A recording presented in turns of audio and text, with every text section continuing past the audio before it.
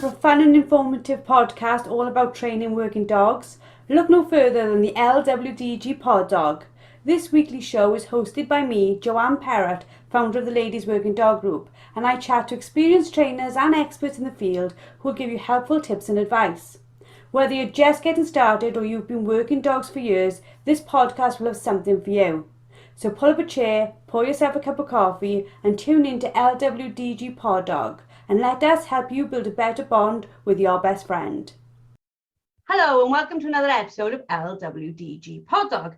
This week we're going to be talking about taking training one step at a time, and we're going to be talking loads about transitional behavioural changes for dogs and for humans.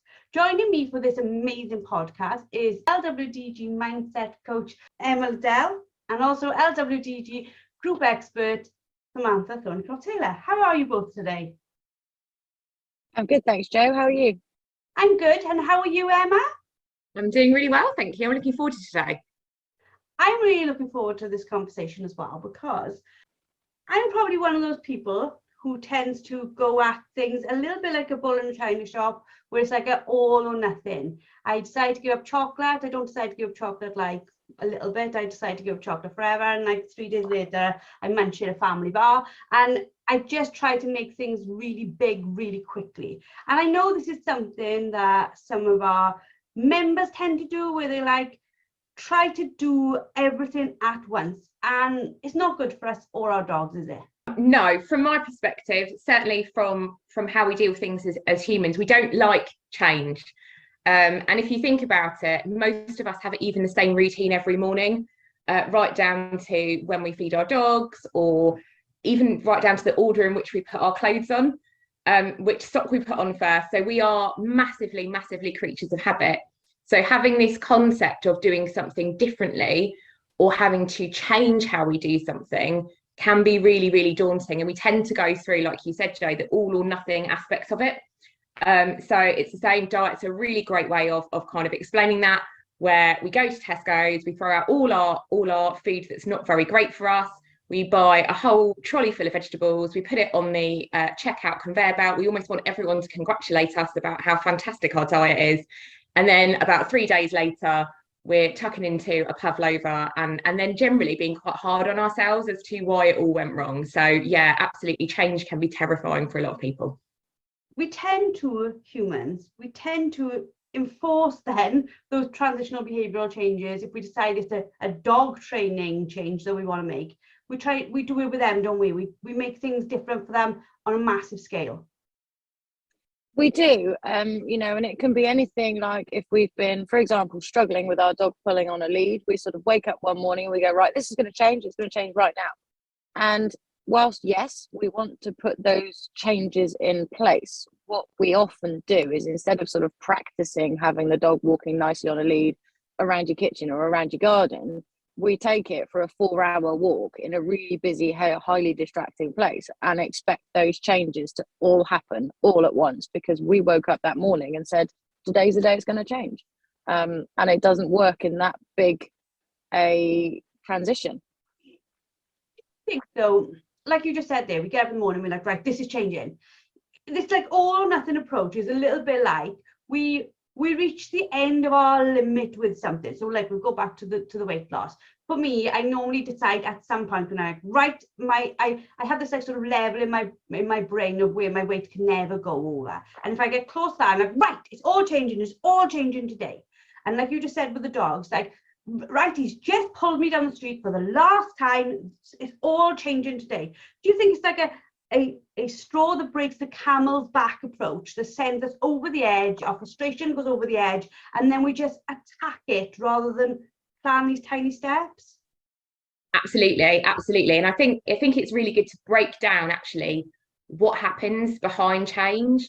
And we think change is just an all or nothing thing, but actually mentally we go through stages behind that. So we have this pre-contemplation stage, which is I want to do things differently. So that's kind of the moment where you wake up and you decide that you're going to be an amazing dog trainer overnight, no matter what you've learned before or no matter what dog you've got. And that's, you've not even consciously made any changes yet. It's just in your brain of like, I want to do something differently. What can self-sabotage at that point, and it's important to understand that at each point of change we can self-sabotage, is we can kind of go into denial around that of like, no, it's not really an issue actually. Is it so bad? Is he really pulling that bad on the lead? Is it, I mean, he only jumped up on one child and knocked them over. Maybe it's not such a difficult thing.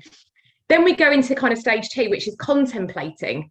And for a lot of us, we get stuck there. We contemplate about, I want to do the new thing. I want my dog to be amazing on the lead. I want my dog to be able to do a blind retrieve at God knows what distance. And again, the sabotaging around that is that I don't have time, or maybe it's not that bad, or maybe it's too hard for me to do it. If we get past that, we then go into what we call the preparation phase, which I put my hands up, I absolutely love. That's the bit where you decide you're going to buy all this new kit, you're going to buy this new super duper dummy, you're going to listen to this webinar or podcast, it's going to revolutionize my life, the same as you go and get your conveyor belt of, you know, delicious vegetables. And that's your preparation. And for a lot of people, they're fine in that phase because it's very rewarding, it's exciting. I'm anticipating doing the new thing. Very similar to dogs, I'm sure, and I know Sam will go into this in a bit. And then there's the action part, which is actually, I'm going to try the new thing, whatever that might be, the new dummy, the new technique, the new whatever's going on. The difficulty that happens is the point that comes after that, which is maintenance, which is I have to repeat it potentially until it feels normal or easy. And I can go into transition in a bit and break that down for you, which I'm sure will be very useful.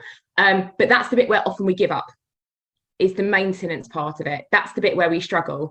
And then if we move out of that, we either go into relapse if it doesn't go too well, because we can't carry on with the maintenance, or we kind of go into recycle where we go back and reevaluate and go, right, what have I done? What didn't go too well? What can I do differently? What do I need to add in? What do I need to take away? Who do I need to talk to be able to get a result? So all of those different things, those 6 different areas, which for us feel like a split second in our brain potentially, are broken down aspects that we have to have in place before we can have change, take action on change, and then make it a more permanent thing in our life. When you go through those 6 steps, I think I'm listening to it and thinking, I live between preparation and relapse. It's like those 2 parts. I think I sit in contemplation. I think that's where I stay. Yeah, and like there is, like, we see contemplation, but it's almost like that overwhelm of what the change is going to be. And Sam, when we're doing this with our dogs, do you think, like, you know, how many people do you turn up to you and go, you know, with a really little pup and go, right, I would like it to be able to do all these things by the end of the class? Hundreds. It's the amount of times that I have to say to people, you know, don't run before you can walk. This is a young puppy. They have the attention span of a goldfish. You know, you cannot just keep pushing and pushing and pushing. And actually, if you do, to a certain extent, you end up creating problems that, had you just slowed down in the first place, wouldn't have become an issue. Going to what Emma was saying about the maintenance phase, I think that's probably where a lot of people fall down in the dog training bit, because we practice things a few times, we go, yeah, nailed it, brilliant. And then we might go on and start trying to change or introduce something else. But we forget that with all dogs, the key is repetition, repetition, repetition. You can never do too many repetitions of one thing in order to get it right in your mind and the dog's mind. But also, you know, we've woken up and have decided that today's the day. We reached our limit and have gone, right, I've had enough for whatever reason. This is changing today. It's not going to carry on as it was anymore. But the dog hasn't reached that limit. You know, going to pulling on the lead, well, the dog pulls on the lead to the park and then gets freedom. So the dog actually, as far as it's concerned, life is rosy. I pull to get there and then I get a good run around and it's all great fun. So we've got to communicate to our dog that we've made the decision that these changes are going to happen. And then we've got to go through all those stages that Emma spoke about, with the repetition, the consistency, and a whole load of maintenance in order to get the end result. So, like, when we're chatting about it now, I'm sort of like smiling and it's like this whole thing, isn't it? Like whether it's maintenance, like the basics over and over. Like we talk about it all the time. The people who make like field trial champion, they've done the basics over and over and over, which is, like Emma said, the maintenance section. But a lot of us don't believe that it's the basics over and over again. We think there's like this magic route, or this like way that we don't know about yet, or something that is going to make like everything change in a heartbeat. Do you think that we are hard on ourselves and expect changes, or we think change is going to be like an overnight process? We don't allow for the fact it's a year's process, not a day's. Absolutely, absolutely. And the thing is that maintenance, if we're very honest, is boring. It is boring. You know, being on that kind of changed health plan where I can't have takeaway 4 times a week, or going out and doing heel work, you know, repetitively, consistently, boundaried, correcting every time, having that kind of almost zero tolerance, that's boring. I don't want to do that. I want to go to the park and I want to throw some dummies around and make my dog look awesome and have fun with them. So often, depending on what the maintenance thing is, it can be really tedious for us. And so we look for the new novel thing. So, and I'm guilty of it, like everyone else, as we kind of go, well, that's, you know, well, I've done that and I've tried that. So there must be a new technique, a new dummy, a new training aid, a new gimmick, because I'm looking for something novel. I'm looking for something new. I'm looking for something to mix that up. And that's just because I want to do something slightly, because maintenance can be really, really boring. Do you find that as well with Sam, when you like somebody's coming to you for the 5th lesson and you're like, okay, heel work, and they're like, no, please, not the same thing again? I do, yeah, and I will, for the majority of the sessions I do, I will use heel work to sort of get the dog in the mindset that actually today is work. It's not just a free for all. So I think heel work is a good way of getting focus, getting engagement, getting eye contact from your dog. And yeah, I get some people that, you know, they're sort of, oh, you know, I really want to work on retrieving. I say, okay, well, we'll just do like 30 seconds of heel work, a minute max. Oh, really? But actually, when you then are watching that heel work, you pick up on little things that need adapting, that need changing. So it was of paramount importance that you did that anyway, not only to get the dog's engagement, but also because there was something that wasn't quite right and it needed tweaking. You know, but you get loads of people that they want to come and they want to do dummy work, or like Emma said, they're like, oh, you know, I bought this new dummy, I want to do some work with it today. And you say, okay, but you know, did you work on the delivery with the boring dummy that we were using last week? Well, no, because I've got this new one. Okay, but if the dog won't deliver the boring one, it's not going to deliver the new one. So you've got to layer these foundations. You've got to get everything right and go through it step by step, rather than just sort of racing towards that end goal and missing out on important stages and processes in the meantime. If you look at, like, you know, you're saying about like the retrieve section, even for simple things like, we all know we're meant to drink 2 litres of water. Like the whole world knows it's meant to be drinking 2 litres of water now. It's not a shock. Our phones tell us normally, you know, like watches tell us, everything's telling us. And sometimes I'm thinking, oh my God, I've drunk like 500 ml of water today. And I literally have to remind myself that I've got to do the basics. I've got to drink my 2 litres of water. It's really important for my brain health. So do you think that like there's something in us that almost fight doing the basics? Absolutely. And I think the key of that is the transition, isn't it? You know, and certainly, and Sam will be able to probably go into what happens a lot more about that with dogs, but certainly I can see when I am out with my dog, there is a transition to him just being lounging around the house and essentially a pet dog, to then transitioning into a working mindset of, I'm now asking you to do something. We have to work together as a team to achieve that goal. So it's that transition, and that is a new way of thinking. And we seem to think it's just do something different. Well, we're creatures of habit. Dogs are creatures of habit. So just doing something different is not easy. It is one of the most complex processes we have in our brain. And that's why something which seems really simple, like eat less of this food, drink more water, go to sleep at X time, seems like an almost impossible task, no matter how many times our phones bleep at us or our watches tell us or whatever else. And that's because we've got to have a new way of thinking. And I know we spoke about that in the first mindset podcast around laying down those strands that we have of repeated behavior to then strengthen a behavior in our brains, let alone our dog brains. So it's about training a new way of thinking. We then have to, what we call in psychology, we call it socialization into a new culture. So going from the person that doesn't drink much water to being someone that drinks quite regularly. So it's about repetition at that point. It's then about leaving that previous culture, potentially, if it's quite an ingrained habit around, I don't do that anymore, I now do this. And that's quite hard, presumably with dogs. And I know Sam will probably give some great examples about when old habits kind of creep back in. And then it's dealing with the actual transition process itself. It's not, we don't go from A to B without a bit in the middle. That gap in the middle is the transition process.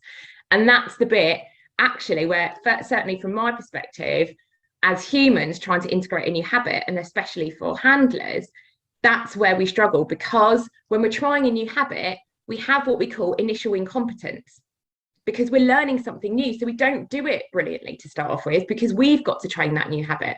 And that's when we find we give up. We have that imposter syndrome. We say we can't do it. We're not good enough. It's not working. We're not doing it right.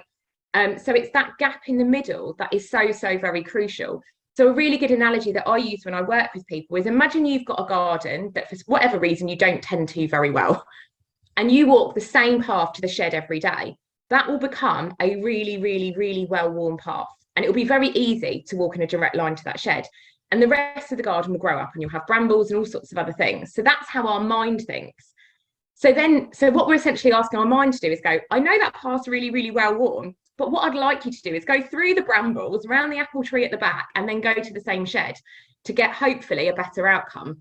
Well, that's really hard, because I don't want to go through the brambles because it's painful. So what will happen, like creatures of habit that we all are, is I'll slip to going down that path again.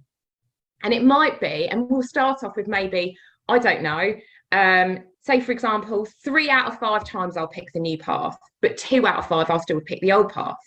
Well, that's when the imposter syndrome, I can't do this, I'm not good enough, see, I still did the old thing, rather than going, actually 3 times I went down the new path, and then that will become 4, and then that will become 5. And before we know it, we have rewired our brain. That path will then become well-worn and much easier to walk down. And the path that we've not used will then get covered with brambles and not be used anywhere near as much. So that's exactly how we work when we think. And so instead of actually, when we kind of fail potentially, or relapse and go back to that old habit of letting our dog pull on the lead, or or do you know what, I only drank 1 litre of water today. Okay, that's fine. But you can start again now. That's fine. You can start afresh. You can take that more difficult path again and make that a well-worn path for the future. I love the path. What is the word? You know what I mean. But I like that, because he's quite right, isn't it? But you are right. We won't see the 3 times as being any sort of success, even though it is. And Sam, do you see that, like with people, they don't give themselves time to learn the new way? I do, and I use a similar pathway analogy as well. You know, and I'll say to people, if, for example, you've got a dog that has fallen into a habit of chasing rabbits, you know, and it's in its mind, it's got this pathway of chasing rabbits is really rewarding. And when I see a rabbit, I chase them, and that's what happens. And then when we try and go down the route of correction and education and sort of teaching the dog, no, we don't chase the rabbits. You can look at it, you can watch it go, but I've taught you an alternative behavior. I've taught you an alternative pathway. This is the one we need to follow. And at that point, we've got 2 minds that are fighting against each other, because it's not just us changing our own mindset, it's us trying to change our dog's mindset. So we need to put the dog on the new path, and we need to do various different sort of training techniques and corrections and education to teach the dog that old pathway, that's the one that now needs to get overgrown with all those brambles, and we need to forget it. We need to take this new one. Excuse me, and trying to get the consistency, because to a certain extent the dog is going to fight back against this. You know, it wants to go and chase that rabbit, it finds that really rewarding, and it has no reason in its own brain to not do that, because it's great fun. And then it's got us going, no, we don't do that anymore. So we've got to be really consistent in we don't take that path anymore, we take this one. And again, that's where things can fall down, because if a couple of times the dog goes, I'm sorry, mum, I know what you're saying, but stuff you on this occasion because I just can't help myself. You know, and it can then give the human the feeling of, I'm not good enough, or I just can't get this, I just can't. And then when you've got those feelings of self-doubt, you do end up sort of going, oh, well, all right, well, maybe we'll try something different, or we'll leave that one for now. So yeah, you definitely see it with dogs and humans when training as well. What you just described there, if you think about it, the dog is like an external version of our mind, isn't it? In our minds, we have two different fights. Outside of our minds, we have two different fights. But also, like you just said, the dog doesn't even maybe want to change. It is that sort of enforced thing. And that is a little bit, I think, in our own minds. Like, as many times as I give up chocolate, oh my God, literally, I could, if you went back through Facebook and write giving up chocolate into a search bar for me, it's there about 52 times over the last 15 years. But there is a part of me that really doesn't want to give it up. So I have that sort of fight internally all the time. How do we help our ladies who they've got changes they want to make? They want their dog to walk to heel beautifully, or not chase the rabbit, or drink the 2 litres of water, wherever they be. The behavioural change is going to be something that they want to see it being a permanent change. So like, not like, you know, some people, for example, we keep on going back to weight loss, but all the ladies will understand. You might be going on holidays and you think, right, I'll just tighten up for 4 weeks before we go, and then afterwards I'm fine. It's not like a temporary change, but a permanent behavioural change in themselves or their dogs. How can they make it last? So I know there's loads of ladies who are laughing as they listen to this, but they're also saying, yeah, but I've been trying to do that for 5 years now, and I'm still not any further forward, regardless of what I try. Absolutely. And I think we have to look at, what is the goal? We have to remind ourselves, why am I doing this? And that can be anything. Why am I asking my dog to do this? What's the long-term goal with them? Why am I looking to change my health? Why am I looking to change my diet? And you have to hold why you're doing that, and almost remind yourself every day, that is why I'm doing that. You know, so whether that's potentially going, right, I am, yeah, absolutely working on heel work every day, although I find it really tedious and boring, and I'm sure my dog finds it really tedious and boring, because actually in a period of time, X weeks or X months, I want to be able to take my dog for a walk without feeling like I'm going to get dragged down the road, or I want to be able to go for a walk with my family and not be constantly focused on my dog the entire time, where actually I can engage with other people around me a little bit more. It's same for any kind of health change. You know, I would always say, hold in mind the main aim of why you're doing this, because otherwise the short-term win is always going to win. The short-term goal will always win. So the chocolate is going to win over the, whereas if I'm reminding myself, actually, I want to get to a healthy body weight because I want to be able to go for a 5-mile walk with my dog once every month, or because I have an underlying health condition that I want to improve, or because I know it's good for my mental health, or I know it's good for my emotional health. Actually, if I have that in mind every time I'm looking at whatever change I'm going to do, that's going to be much more meaningful. The fact is, we lose it out of our head, we lose it out of our mind, and that quick win is so much more important. That quick urge of like, do you know what, I feel uncomfortable, so I'm going to do that, or I'm going to eat that, or do you know what, I'm just going to let him drag me to the park because it's just, I can't be doing with it today. That long-term goal of, but this is what I'm looking for, this is what I'm looking for out of my relationship with my health, my body, my dog, whatever it might be. If I hold that main aim, and also not be hard on myself on the journey through it. So again, if you're setting yourself up to fail, if you've thrown away every bit of unhealthy food in your house, if actually you normally engage in eating food like that every day, to go cold turkey is going to be really, really hard for you. So I would say to somebody, like, let's say, for example, you want to make a really simple change, like you want to not have sugar in your tea or coffee. You want to reduce sugar in your diet. I wouldn't say throw away all your chocolate, throw away all your sweets, throw away everything else. I would say, right, do you know what? You have, I don't know, 2 spoons of sugar in your cup of tea or coffee. How many times a day? Oh, 3 times a day. So you have 6 teaspoons of sugar a day. Okay, can the first 2 have 2 teaspoons of sugar? And can you do that for a week? And then the next 2 teas and coffees, for the next 2 weeks, can you make that just 1 teaspoon of sugar? So actually, you've halved the amount of sugar you've had already.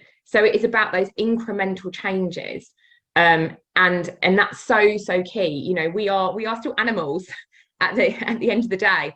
So making sure that whatever our changes are, they are incremental. We're going to set ourselves up to succeed rather than fail. And it's exactly the same. Any form of suggestion that we put in our brain, if I sit here, you know, in front of you two ladies and go, right, what I would like you to do is I don't want you to think about a polar bear. I don't want you to think about a polar bear dancing on a ball. And I don't want you to think about a polar bear singing a song or dancing on a ball and holding an umbrella. Those are going to be the things you're thinking of. So as soon as we deny ourselves something by saying, I'm not going to have any chocolate, or I'm not going to do this, we're going to want it. Rather than reminding ourselves, the reason I'm choosing not to do this is because I want this as an outcome in the longer term. So it's not denying yourself, it is a choice. And we do much better with choices than feeling like we're denying ourselves something. So Sam, do you think, like where Emma's touched there on incremental changes, is that the mindset we need to have when we're training our gun dogs? Well, I'm sure it is, but I currently have an image of a polar bear dancing on a ball holding an umbrella in my head. and singing. So yes, it is absolutely incremental changes. You know, you just because your dog can stay in a sit position while you stand next to it for 20 seconds doesn't mean it's going to be able to stay in a sit position whilst you walk 200 meters across a busy dog park, jumping up and down and throwing its favorite ball around. You know, we've got to do everything incrementally. So that comes back to the 3Ds, which we use a lot in dog training: distance, duration, and distraction. We need to increase them one at a time, ideally, and also very, very gradually, and work through it step by step, so that we are making the whole process easier for the dog to understand. We're not making too big a leap and then the dog's failing. We've got to set it up to succeed as much as we possibly can, so that it has the joy just as much as we have the joy. And obviously, the more you enjoy doing something, the more you're rewarded for doing something, the more you're going to do it. So yeah, incremental changes, step by step, and don't run. It's really interesting what you said there, because in the group, somebody wrote this week that they just started doing the Hot Mishandler course, and they thought their sit was great until they asked their dog to sit for a duration without like interacting with them, and they realized that they can only get 20-second sits before they have to reward again. And they were like, I hadn't even thought about it. If somebody said, does your dog sit well? I would have said yes. But it is that thing, isn't it? We think something's like sorted, nailed, because we see in brief glimpses of that behavior, but we haven't really built, like Emma said, that well-trodden pathway of sit means sit until I ask you to do something else. I think exactly that. And also, when we're thinking about it from a dog training point of view, it's very easy to park something.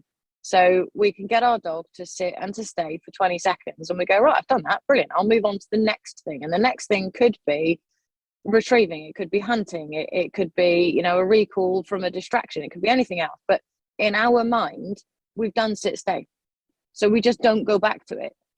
You know, and we've got to remember, particularly when we're working with another living brain, that we do have to keep going back to basics and keep repeating and keep reminding and keep being consistent. Just because your dog is capable of doing 1,000-yard retrieve, stopping twice, redirecting, and having other retrieves on the way, doesn't mean that it remembers to walk nicely on a lead, or that it can't chase a rabbit when you're on your family walk on a weekend, if you don't still consistently practice those basics and foundations. I've been, as you know, learning to play the piano, and I've been doing really well, and I've been doing it every single day. And like for Christmas, I went from a keyboard to a proper piano, but I couldn't have it delivered because we meant to move. We still have moved, so we were like, right, we're just going to have that piano this year. The person's not going to hold it up for us anymore. So I gave my keyboard to my son, and I was like, right, you have that at Nan's with you, and I'll have this piano. So I must have given it to him maybe a week and a half ago. So not long. And I was up there the other day, and my gran was there, bless her, she's 90, and my mother was like, play the piano. I was like, please, no, I'm nowhere near good enough to play the piano. But I sat down, and none of it made sense. And I was like, I can't read the music. I don't know what I'm meant to be pressing. And I'm thinking, that was just like a week and a half. I'm not doing a little bit every day, because I wasn't doing hours and hours. I was doing like 10 or 15 minutes every day, enough to reinforce my learning. It must have been. And then it was a real big shock to me how much I had forgotten or lost in that such short time. And for our dogs, it must feel the same, mustn't it? It does, yeah. And I look at it, when we were allowed to start going back out training after COVID, for example. I got to the end of sort of 2 or 3 hours of back-to-back lessons, and I could barely string a sentence together. And this is something that I've essentially done for, I don't know, 15 years, day in, day out. I stand in front of clients and I train their dog with them. But I had a period where I couldn't physically do that. And my brain just went, you can forget it, sunshine. And so dogs are the same, because if you don't practice things, if you don't remind them what the stop whistle is, if you don't go through your straight line retrieves, and then all of a sudden you just say to them, right, go and get that retrieve that's 200 yards away, and you send them across the middle of a wide open field. If they've not done it for ages, their line won't be straight. It will be a bit wobbly. They might look at you for some help and some direction. They will most likely remember that they've got to go out and pick something up. So they'll probably get there eventually, especially if you've got a really, really driven dog, but they forget the finer elements of what it was that we're asking of them. And where we're talking about these sort of forgetting behaviours, is this one of the things that we face with our changes as well? Is like, if we do manage to do a change for a set amount of time and think, okay, yes, I have managed to change this now, this is ingrained in me, that little bit of time away, we revert back. Absolutely. We call it an interrupter. So a really good example would be, I don't know, if you've got a normal morning routine that you have around, I don't know, when you get up, or whether you, I don't know, go for a run before you go to work, or you do some meditation, or whatever that might be. And then something happens to interrupt that. For example, you go away for the weekend, or you go on holiday, or you move house, or that has to not be done 1 or 2 days because, someone's become ill or something like that. That interrupter, we know that if it generally goes for more than 3 days, it becomes very hard for us to then bring that back in again. We kind of fall out of habit. And there's lots of theories about how long it takes to form a habit. Some people say it's 30 days. Some people say it's 90 days to really, really ingrain a new habit. So if you think that, life does get in the way, we do have interrupters. Life isn't the same every day. It doesn't always go smoothly. But absolutely, at some point, we have to be mindful that if something has interrupted that habit, how am I going to get that back? And that's just generally about being conscious about it. Like, I've noticed I didn't do this today. So I've noticed that actually for the past 3 weeks, I've been drinking my 2 litres of water. And I've noticed that because I had to rush out because my son was ill, and then I picked him up from school, and then the dog threw up on the carpet or whatever else, I've not been able to do that. It's good to just notice it, not beat yourself up for it, which is what we tend to do, is go, I've just noticed that. I don't want that to become a long-term interrupter. That's just a day for me. And tomorrow I'm going to start with that activity again. For me, that's one of the reasons. And we've put up an article today for society members about journaling. But for me, that's one of the reasons I journal, because if I journal, I keep things at the forefront of my mind of why I'm doing them. Whereas if I don't journal, a goal I set myself maybe, or an intention I set myself a few days ago, a lot of life has got in the way since, and I might have forgotten what it was I was trying to achieve. So do you think that by journaling or vision boards, like having something, or even if it's like a picture of a well-behaved dog on the fridge, it's just something to remind you what you're intending to do? Absolutely. For me, I mean, I'm a big journaler, as you know, Joe. It's a big part, and anyone that follows me on Instagram will see me posting about journaling quite a lot. And so for me, I think it's really, really key. And that could literally be a voice note on your phone that you listen to every morning. It could be could be something that you do have as a really nice, beautiful journal that you really look forward to writing in every day. Not everyone is the same in how they feel about that, but it is about that morning kind of mindset reminder about, before I go into doing whatever it might be, work, dog training, etc., what are my reminders? What is kind of my plan for today? And there was something that Sam brought up, which I thought was really interesting about dog training, about kind of rewarding dog training, about, you know, rewarding increasing a behavior in a dog, whether it's a good thing or a bad thing, whether they get fined, you know, chasing your hair rewarding, or whether actually doing something for us and then getting praise as a reward. What I found really interesting about what Sam was saying there is that actually often, so if we know we find something is not rewarding, we decrease the behavior, the same as we see that in our dogs, is actually, as dog trainers, if we do not enjoy the dog training, we are likely to decrease it as well, because we don't find it rewarding. So again, it's about that similar mentality around, if I am finding dog training very hard because I'm going through a difficult point with my dog, or I'm struggling with my mindset around it, or whatever else, I'm probably going to make more excuses, is the honest answer. I'm probably going to go, oh, do you know what, I'll do that tomorrow, or do you know what, we'll just cut the dog's training session short, or actually I'll do this, or I'll buy myself a new dummy and that'll solve the problem, or whatever else. So actually, it's not only about what the dog finds rewarding and making sure that ideally that's a positive thing and that's what we want them to do, but actually, if I don't find what I'm doing rewarding, I'm likely to do it less as well. And do you find that, Sam, where people are struggling with their dog training, they sort of fall out of love with the whole process? Absolutely. And it can be, you know, the whole element of dog training, or it can be specific bits of dog training. And the most common one is heel work, because lots of people find it really, really boring. You know, for me, I find heel work can be one of the most rewarding things you can get from a dog, particularly when you've got it right.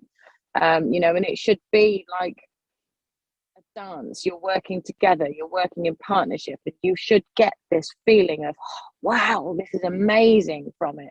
But so many people don't. And I think, you know, because they don't enjoy it, they find it difficult. So they sort of go, you know what, I'm going to park that one for the day. I've had a really bad day at work. I'm not going to do that. I'm going to do something else, because it's then not practiced. Obviously, it doesn't get any better. And it's very easy to then you go from that one day, I'm not going to do it today, to, oh, actually, no, I've had a really other tough day and I'm not going to do it today either. And all of a sudden 3 weeks have gone by and you go, well, you know, it wasn't great, but, oh, it's been such a long time now. Do you know, I think I'll start tomorrow. And it's really easy to put things off till tomorrow. And of course, tomorrow never comes. So instead of parking it and putting it to one side when you're finding something difficult, I think we've got to find ways that we can make it easier for both ourselves and the dog. So maybe we lower the criteria, or we go to a different area, or we say, do you know what, I'm going to build in some heel work in amongst retrieving, which we all find a lot more exciting. But instead of just having a dog sat and then sent for a retrieve, maybe I'm going to heel it forward 3 paces and then I'm going to sit it and send it. Or maybe I'm going to heel it away from the dummy for 5 paces and then I'm going to sit it and then I'm going to send it. So we're still doing the fun activity. We've just injected a little bit of what we find really boring in there. So we're working on it and the fun stuff, and we're combining the two, which makes us as a pair, you know, us and the dog, more likely to get success. And like that's like the whole like all or nothing, that's just going straight to the nothing. But then if you think about it, when we did over Christmas the 24-day challenge, they were like the tiniest challenges in the world, and the whole group erupted with the most excitement I've ever seen in the group, as a group working on a group project of like, oh my God, I healed my dog whilst the kettle boiled. And everybody was like feeling this buzz of success and all these things. And they were the tiniest little change, weren't they? Do you think if we approached everything we did with just like these tiny little bits, like don't make them big things, make them these tiny bits, we would all find it more rewarding when we actually achieve these little tiny movements forward?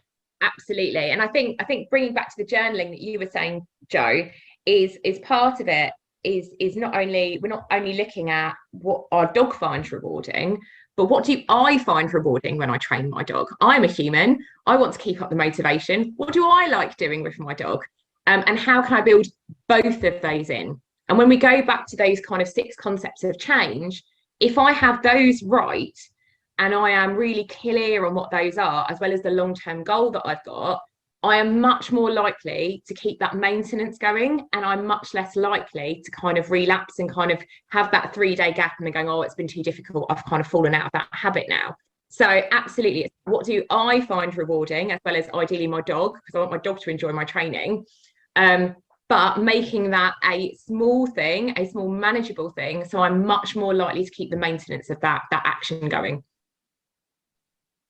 So isn't it, like we're talking, like I know we keep on hitting certain things, like we talk about heel work in this because like heel work is most people's demons, but then you look like when Charlotte was part of the Uncanny Club and you went to like obedience, like you go to shows and you see like obedience classes, like those people work so hard for the perfect heel, and I'm like, they're like thriving on it, like loving teaching their dog to be that connected to them. And then there's this, like, I don't know, I suppose observation in the gun dog world where we're like, do I have to make it heal? What is it in our mindset that makes, like, you know, we talk about it's boring, but why can't we seem to fall in love, do you think, Sam, with heel work? I think a lot of it is the mechanics of a person's brain. So, you know, you get someone that absolutely loves maths and, you know, would really get into algebra, and you get other people that love literacy, you know, and I think if you're of a gun dog mindset, if you're a country person, you want to go out working your dog, you know, your end goal is to be working as a team with your dog in the field, retrieving pheasants as a peg dog, flushing them in the beating line. However you're working your dog, the heel work isn't a really important element of that further control as a bigger picture. If you really delve into it, then I believe, yes, it is of paramount importance, because I will use heel work to get that engagement, to build that bond with the dog as well. So if I've got the bond and the engagement when the dog is close to me, next to me at heel, then I've got a better chance of success of getting it when the dog is then working further afield. But because we've got that end goal where the dog is working away from us, in our mind, we can sort of compartmentalize and say, well, when it's retrieving out there or when it's on the beating line, it's not gonna be next to my heel, so I don't need to practice heel work. When obviously the reality is, between drives and everything else, we're gonna need our dog to walk nicely and to not be running through the next drive whilst we're just trying to get to it. I think part of that as well, and I think Sam's made a really good point there, about our minds about it. And I think we also have to look at, if I throw out, I don't know, a really long retrieve and it's a blind for my dog and I've got people watching and they don't know anything about gun dog training, and I send my dog in for it and it comes back and it's beautiful and it presents and it's all, they think that's really cool. It looks like a really cool trick that I can do with my dog. Now, if I then, and I put hours and hours and hours into it, heel work, have my dog to heel beautifully around a field, people that don't understand dogs will go, so? Now, don't get me wrong, I think if we did that in the LWDG, we'd probably go like, oh my God, that's amazing. You know, we'd be like, that's a fantastic video, because we know the amount of effort and tears and pain and everything else it gets into having that lovely position with our dogs. But to people outside of kind of the dog training community, it's not that flashy. For us, it's flashy for us, absolutely. Like if my dog is walking to heel, I feel like I'm the king of the world at that moment, because I'm so grateful that, you know, we're actually in sync and he's listening to what I'm saying. But I know to someone else when I'm walking down the road, they just think I'm taking my dog for a walk. So I think sometimes, again, it's about that reward, isn't it? About, it looks way better if I'm using a dummy launcher, firing off this dummy into the air, and my dog goes off and brings it back and presents it to me beautifully. I feel like I should get a round of applause for that. Where actually, for me personally, I feel like if my dog does a bit of good heel work for about 2 minutes, I want a round of applause for that, because that's far harder for me to do. Do you know, you say that and I'm literally thinking, maybe we should have like an LWDG heel work badge. Think, guys, we have these like badges. I know for myself, I'm very much pat on the head type of girl. You know, I'm not even financially driven. Like, money's great, everybody needs it to live, but I find, you know, somebody saying well done far more rewarding than my pay packet. So I think what you're saying is right, isn't it? Like the retrieve in some ways is rewarding in itself. When your dog goes out and gets it, comes back, gives it to you beautifully, that it feels so good inside. it is the reward. Whereas heel work's not rewarding in the same way, which is probably why we find ourselves with people who spend hours and hours on certain skills, but very little on the ones they're not given. Like, if my dog sits for 2 minutes and I'm sitting watching him, I'm not that impressed. Even though it's something I've got to do, a tick in a box, it's not a rewarding or exciting job. Do you think there are ways we can trick our mind into thinking they're rewarding? Oh, that's a really good question. And I think if we could do that, I mean, we'd solve anyone's motivational issues. I think it is about what we find rewarding. And I think absolutely sometimes we get confused about what someone else would find rewarding. So kind of that idea of, look at what my dog can do, isn't it great? So someone can go, oh, Emma, you're fantastic at what you've done with your dog. And actually, what really is rewarding is overcoming obstacles. We know that we will covet something much more when we've worked hard for it. So, for example, my 2 dogs, I've got a very young gun dog. He's very inexperienced. He's 14 months. He's very immature. I am a novice handler, so I am very immature in that way in my knowledge. And I've got an 11-year-old rescue, exactly the same crossbreed. Now, I have not had any issues, bizarrely, with him in retrieving. I could throw out a dummy all day and he plods along, he picks it up and brings it back to me. And I didn't realise how good I had that, if I'm honest, until I got my second dog. I was like, oh, every dog just does this. This is fine. And so I took that for granted. I didn't find that rewarding because I didn't have to work for it. Now, my young dog, actually, it's taken a long time to get him to find retrieving rewarding, and now he's switched onto it. It's the best thing ever for him. But when he brings the dummy back compared to when my older dog brings the dummy back, I get a different reward because I've worked hard for that one. The other one was kind of a bit of a given. So again, it's about maybe us thinking about, yes, do you know what? When we get that moment where our dog is walking to heel and they are glancing up at us, and we're having that beautiful moment where actually handler and dog are working in perfect coordination. And bear in mind, both of us are agreeing to that relationship in that moment. The dog is agreeing to work with us. The dog is looking to us for guidance and support, and we are looking to work and support to allow the dog to know exactly what we want from it. That perfect point of harmony, that's a fantastic reward. And I think sometimes if we bring that maybe in a little bit more, rather than looking kind of for the flashy stuff, we might find that those little moments where we go, do you know what, actually, I am going to do 10 minutes of heel work before I go and cook the dinner because I want to have that moment with my dog. I want to be able to find that rewarding. And I want to be able to show the whole of the LWDG that for 10 minutes, my dog actually walked to heel. So if you want that external reward, I mean, we're probably the best group of people to do that because we know how hard those, what seemingly mundane tasks of training your dog to do are. So we will go, that is absolutely amazing because we know what it's like. So yeah, it's about trying to find that balance. Yeah, and I think also we need to realise that as people that are training dogs, the more we put in, the more we're going to get out. So the more we interact with our dog as we're going, and I don't mean just waffling at it as you're walking along, but if you're wanting to walk, if you're taking your dog for a walk and you're taking it to the pub, if you give your dog some interaction, and that interaction could be that you've just done a couple of turns, you've done a bit of stop start, you've varied your pace, or you've given it a real excitable verbal praise as it gave you that eye contact, your dog is it's more likely to then give you that engagement. Whereas if you just stroll to the pub on the phone to your mates and whatever, it's not going to give you anything back. Why would it? If we're not giving it anything, why should it give us anything? So we've also got to keep that in our mindset. If we're taking our dog out for a mooch around the lake and we don't speak to it from start to finish, why should it want to come and do something that's going to make us happy? In the dog's mind, and it's completely true, it's going to get more reward, it's going to get more happiness if it chases the ducks.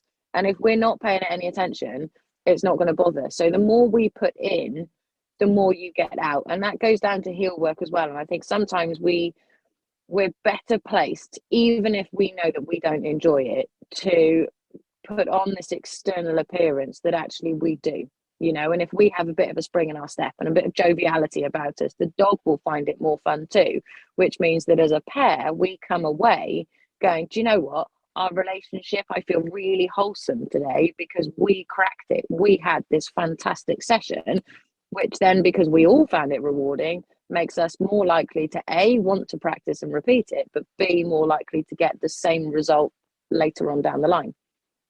I feel there's a future podcast there all about mobile phones and training working gun dogs, because I think me and Em talked about this last week a little bit. Our obsessions with our phones takes away from all parts of our life, but I definitely know walking the dog, I sometimes disconnect from the dog because I'm connected to the phone, checking something, you know, notifications going off, whatever. But yeah, I think that's definitely one that we can hit. Thank you very much both for an amazing podcast as always. I love our chat so much. I forget that we're actually doing a podcast, and I just think, oh my god, we just like learn so much. I hope all the ladies listening have enjoyed. I hope you're loving the fact that we are looking more at the versions of dog training when you bring in mindset, because we definitely think within the group that that's something we can work on loads. We've got amazing dog trainers, people like Sam, people like Claire, Jem, who are there to help you all the time with your skills. We want you to keep on working with Emma and myself and working on your mindset and pulling them both together so we can all up level. And we'll definitely look to see if we can get some Girl Guide badges around here work too. It might be fun. I hope you've all enjoyed. Thank you both for being fantastic guests on this podcast. As always, we love chatting to you, and I know our ladies do too. Please send us your comments if you're loving it. Put up our link, is hashtag LWDG Poddog on your posts, and we will share them. And until next week, have a fabulous week. Thank you for listening to LWDG Pod Dog with me, Jo Parrott. Now, we all know training a dog takes time, energy and patience, but our lives can be really, really busy. Don't worry, the LWDG has got you covered. Join us for our free planning workshop where we'll show you how to use short 10-minute training sessions each day to fast forward your dog's education. Our experts have years of experience in training dogs and will help you get started on the right foot. Register now and start making progress with your furry friend today. Go to our Facebook page, the Ladies Working Dog Group, and click on the pinned post, or visit www.thelwdg.com.